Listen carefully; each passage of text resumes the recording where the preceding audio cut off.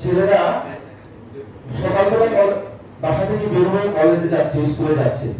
আসলে কি তারা স্কুলে যাচ্ছে, কলেজে যাচ্ছে এবং কলেজে গিয়ে কি করছে? তারা কি ক্লাস করতেছে নাকি তারা অন্য বাজে আড্ডায় লিপ্ত হয়েছে? এই বিষয়গুলো আমাদেরকে জানতে হবে। আরেকটি বিষয় হচ্ছে রাজনৈতিক শেল্টারের কথাটা অনেকে বলেছেন। কিশোর গ্যাং এটা বাস্তব সত্যি কথা, কারো না কারো ছত্র ছায়ায় তৈরি হয় কিশোর গ্যাং। এখন এটা যেহেতু আমাদের একটা ব্যাধি, আমাদের সমাজের জন্য, রাষ্ট্রের জন্য হুমকি, এই কিশোর গ্যাংয়ের মাধ্যমে চুরি, ডাকাতি, মাদক ব্যবসা সহ সকল রকমের অপরাধ কর্মকাণ্ড পরিচালিত করা সম্ভব।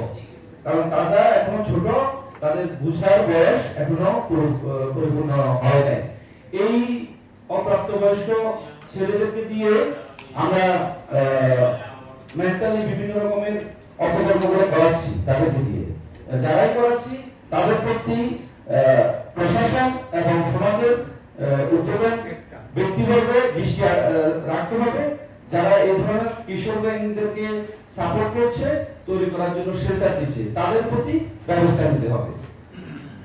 পাশাপাশি মাদকের যে বিষয়টা আমাদের ছাত্রবন্ধী কাজিম বলেছে যে মাদক যদি না আসে, মাদক যদি সরবরাহ না হয়, তাহলে মাদকের সরবরাহ যদি না হয় তাহলে তারা মাদক পাবে না, মাদক সেবন করতে পারে না। আমাদের ফেনীতে ফুলগাজী, পশুহাট, ছাগলনাইয়া এই তিনটি উপজেলার হচ্ছে বর্ডারের সীমান্ত এলাকা। এই এলাকা দিয়ে মাদকগুলো আমাদের ফেনীতে ঢুকে, এটা আমরা মোটামুটি সবাই জানি। তো প্রশাসনের দৃষ্টি আকর্ষণ করছি যে আপনারা আপনাদের গোয়েন্দা সংস্থার যে সংস্থাটি আছে, ওই সংস্থাটিকে সচল করুন। কারা মাদক কারবার করছে, কারা মাদক কারবার শেল্টার দিচ্ছে, এবং শেল্টার দিয়ে আমরা শুনি বিভিন্ন সময় যে সামাজিক বিভিন্ন প্রভাবশালী ব্যক্তিবর্গ এবং রাজনৈতিক